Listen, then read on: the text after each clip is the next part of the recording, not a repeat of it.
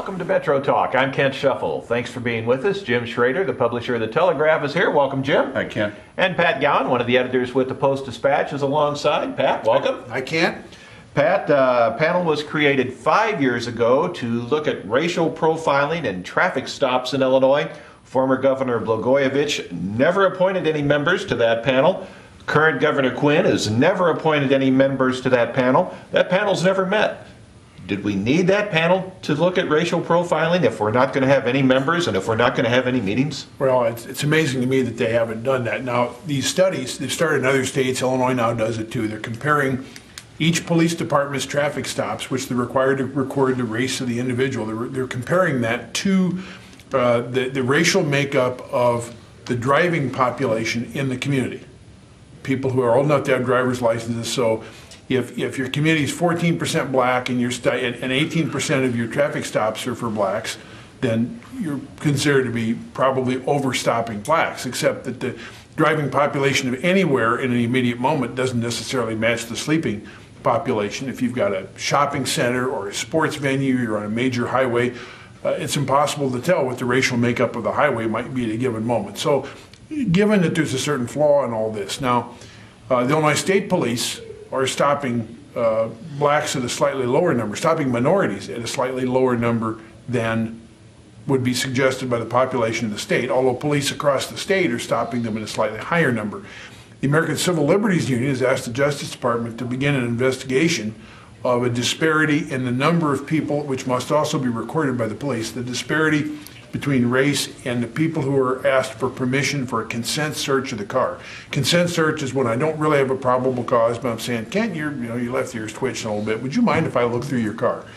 And the statistics show that blacks are consent searched about 3 times greater against their population than whites, and Hispanics about 3.4 times greater, even though the searches produce contraband more often in the cars of white people.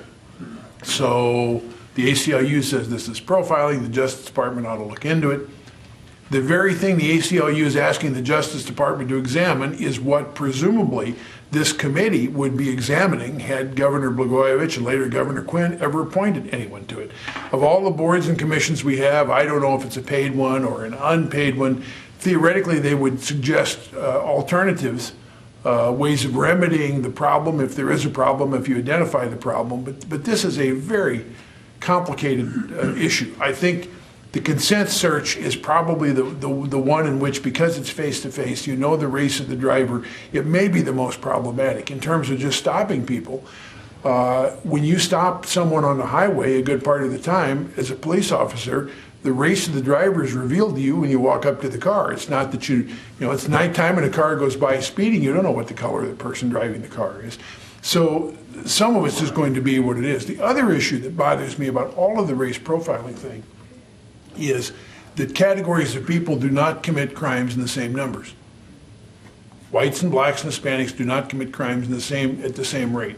I'm not saying that I know which one commits more crimes, but I can tell you that between bald guys and people with hair, we do not commit crimes at the same rate. Between people wearing glasses and people with contact lenses, we do not commit crimes at the same rate. Now, that has to mix into it some too. If you're a little over, you're a little under in the people you stop, well, maybe the people you stop are speeding more than the color of the people you don't stop.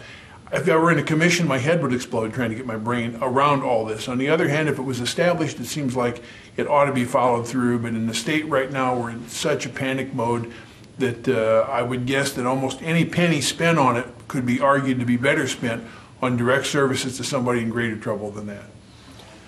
Does it cross anybody's mind, what does it take just to record all of this data and then decide how you want to subdivide it? Because the old adage that figures lie and liars figure, you can analyze something to the nth degree until you basically get the reply that you want to see, depending on how you subdivide the universe of information. If you want to see how many people were stopped between noon and 1 o'clock and the race of those individuals, and you Then contrast that with the people stopped on the road between midnight and 1 a.m., I suspect you get a different answer. I suspect that you would get a different answer on the number of people that consent to search at noon to 1 p.m. than you would from midnight to 1 a.m. You can study this all different kinds of ways and basically come up with the answers that you want. Larry Trent, who's a friend of this show's and a friend of mine, I remember he was the director of Illinois State Police when this was put into place in the state of Illinois. It was sponsored by, if I remember his story correctly, it was sponsored by a representative from Chicago who had heard complaints that her constituents, which happened to be African American, were being stopped disproportionately more often. And one of the things that Larry pointed out at that particular time was, did you know it's against the law for me to ask you what race you are when I stop you? I said, no. He said, we have to guess. He says, now it's fairly easy to guess between Caucasian and something else, but subdividing from there can be difficult. You know, a dark-skinned Hispanic or an African American or a light-skinned African American, there's all kinds of ways. Or those of mixed race. Are they Caucasian or are they African American, and which do they claim? Again, you're supposed to record all of this on the ticket, but you had to guess because you couldn't even ask what race these people, any person is. They can guess that, you know, you're a tall white guy with glasses and hair, and you might commit crimes less than the bald-headed guy with contacts who is a white guy. But again, you can subdivide this information however you want to. The fact that this committee was formed and never filled, that's government intelligence as far as I'm concerned. They probably didn't need it to begin with, but it sounded good at the time that the law was passed, that not only will we pass this law where we track all of this, we'll have a high-powered government commission set aside to study the findings. If you want to count it and you want to figure it up and you want the computer to spit out the results, I don't think we need a bunch of suits sitting around in a room tisking the findings that the computer spits out. Well, and quickly, if the consent searches are the issue, what are the alternatives? I see two. One is you don't consent search anybody. You never ask for permission to search. That would solve the problem. The other was you tell every officer you got to keep track of the race of the people that you asked to consent search and make sure you rotate that. So maybe you got a hunch about this guy, but he's white and the last guy you did was white, so you better not consent search him. Do we want that? Because those are the kind of answers to the question that isn't being asked. We need to take a break. We'll have more Metro Talk right after this. Hi, I'm Audrey Lucchese and I'm from Alton, Illinois. I love music and that's why I came to Lewis & Clark. It's been an amazing experience here at Lewis & Clark, working with students that are so talented, coming from all over the area, and they work so hard to follow their dreams. The music faculty at Lewis & Clark they're fantastic, and they're there every step of the way to push you to follow your dreams. One of the unique opportunities that I have had at Lewis & Clark is being able to record my own music with a fellow student here. Being able to record our music has opened doors for us in the music industry. My long-term goal is to finish here at Lewis & Clark and then to transfer to a four-year school and finish my degree in music performance. I would recommend Lewis & Clark to another student because it is definitely a great place to get started and it can open so many doors for you.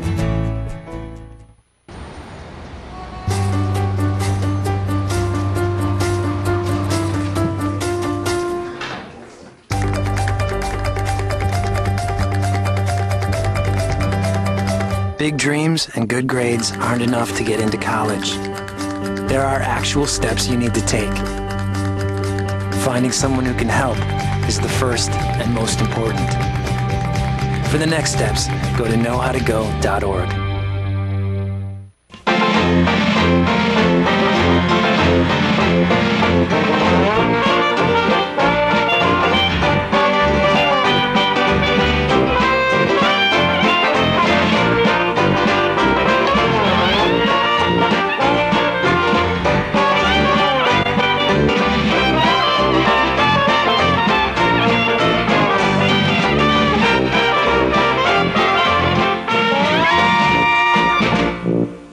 This is Metro Talk. I'm Kent Scheffel, Pat Gowan, and Jim Schrader here. Jim, the state has traditionally budgeted about $15 million for funerals for indigent individuals. This year they budgeted $1.9 million. That money's already gone. Should the state be allocating more money for funerals for the indigent? It's easy to be flipped about something like this. You could say, well, it's funerals for indigent that obviously have no family and they can't afford to be buried, but they're not going to complain come time for re-election. I mean, they're not going to vote because they're dead. It seems terribly unfortunate that we decide as a government to cut services to those that can least afford to have their services cut many times. And we cut services to areas that will have potentially the least political fallout, this being one of them.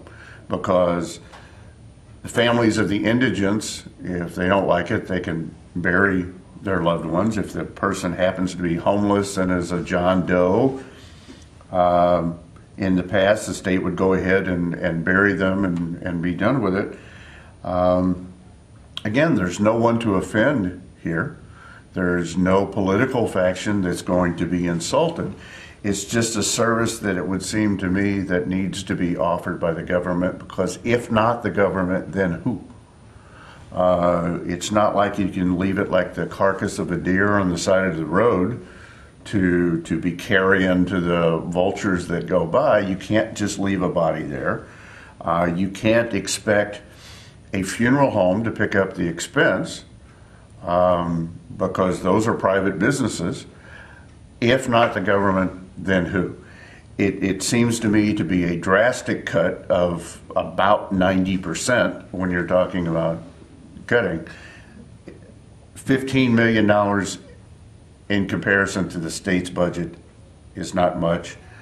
I think this is a service that, while not a big chunk of money and not real known to most people, I think it still needs to be in place as a last case scenario to put people to a proper burial or interment of some kind, be it cremation or a burial. Pat, the state had been spending about $15 million a year on funerals for the indigent. Cut it down to $1.9 million. The money's gone already this year. What should they do? The rule was they paid about $1,600 for a funeral and a burial to this point. If they don't pay that, then it's a real question in my mind what happens to the body. There's talk about, well, a pine box in a potter's field, the old term for, I think what, from New York City probably, for the burial ground of the indigent on unmarked graves. Somebody's going to have to do something. Maybe the state will put its $1.9 million a year just to doing that. It's particularly difficult for the undertaker because somebody calls and says, Uncle Harold has passed away. And, it's business. I think they always come to get Uncle Harold, because even if they don't get the funeral, they'll get a fee for handling the body. So they got Uncle Harold in their morgue. And the family says, well, money for Uncle Harold, so I'll have to have the state do it. And the state says, well, we're not going to do it. And no matter where the finger pointing goes, the undertaker's the guy who physically has the body. Will that then revert to the coroner's office? Will it be up to the coroner to take these over? Madison County has a morgue. I believe St. Clair County does not. But that's only got so much space. Will a county end up paying for these things, or a city, or some other level of government? Is this really just an unfunded mandate being pushed down from the state to the county? I've even seen one suggestion online I was not able to pursue as thoroughly as I would like, that suggested that you could construe the law as making this the responsibility of the county. I presume somehow through the law about coroners, but I don't know. On the other hand, if you're a decision maker at the state government and say, are we better off to spend $15 million to provide a somewhat more dignified disposal of the dead, or to spend it on the living in some way that really makes a difference in a life? If this is saving the life of a child with medical care, or putting food on the table of children or something, and those hard choices, I think I'm going to opt for the living. You're going to have to do something with the corpses. You're going to need the pine box and the potter's field, but if that's what it ends up being, maybe that's the better solution than taking the money away from the living. These are some of the reasons that remind me why I'm glad I don't serve in the government. Pardon my cynicism, but I somehow doubt that anybody sat in Springfield and said, we've got $15 million here. We can spend it on funerals or we can spend it on educating first graders. I think we'll go with the first graders. I suspect that was not how the decision was made. I think it was probably more a case of it's not my problem, it becomes somebody else's problem, and somebody will stick the body in the ground somewhere and let them figure it out. And this is part of the continuing rolling downhill of the recession that has hit the state governments.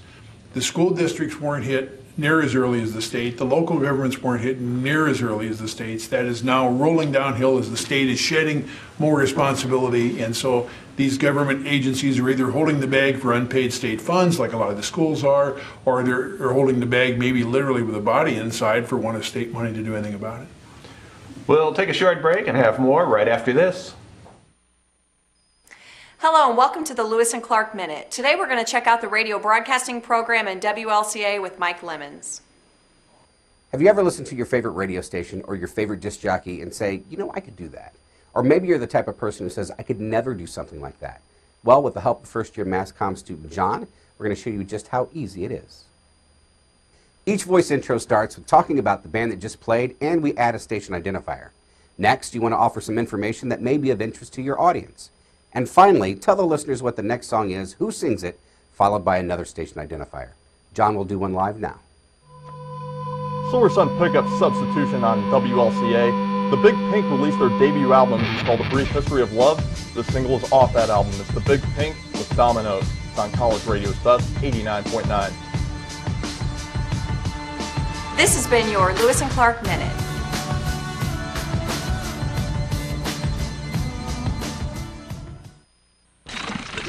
What's that? I don't know. Something I kind of made. What's it do? What do I do? Well, thanks for asking. I ring my bell and I like to dance.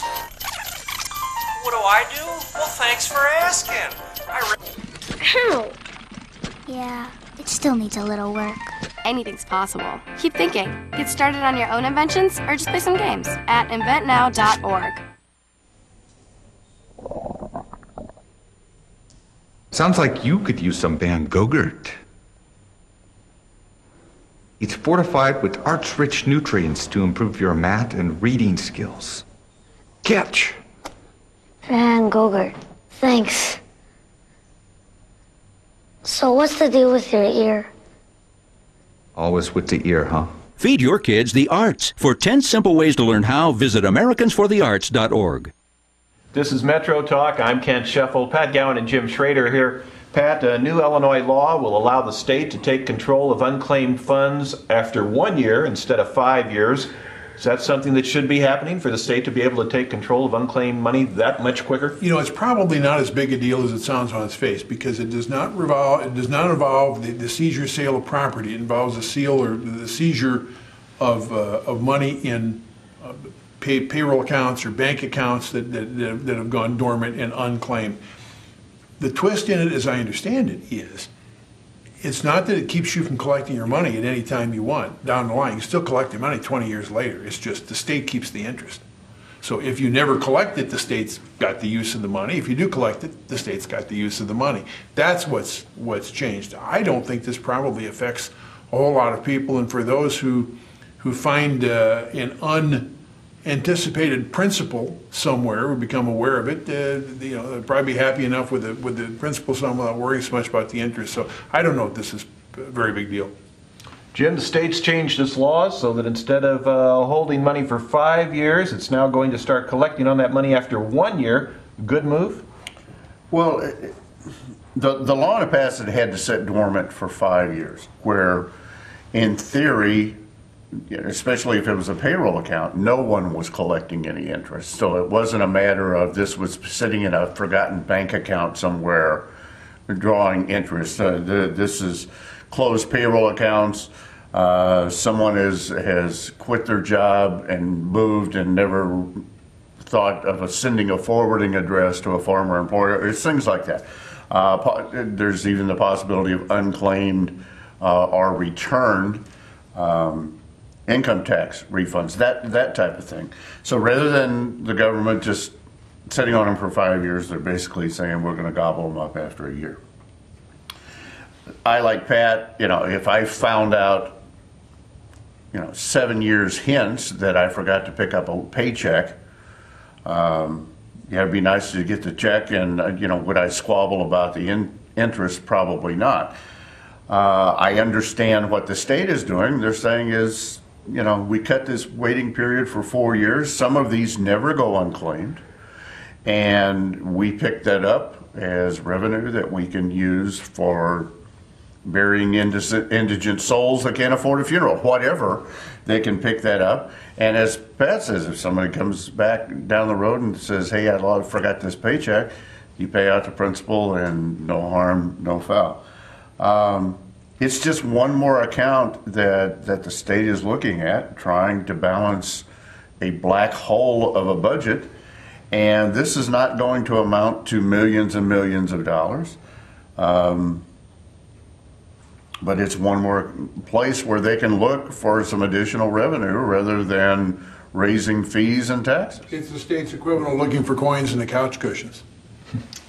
Pat, a website that lists information on Illinois doctors, including any judgments, settlements involving malpractice cases, is now back online. That website had come down as part of a medical malpractice suit. Is it good that that site's back online now, that people can get that information? I can go online and find out if my doctor has a board specialty, if he's been paid out any malpractice claims, if he's had criminal convictions against him, if he's a license in good standing, where he went to medical school, whether he's telling me the truth about these things. If I ask, yeah, I think it's a pretty darn good idea. I think, was it Quinn, the governor, who said it was the #1 consumer bill?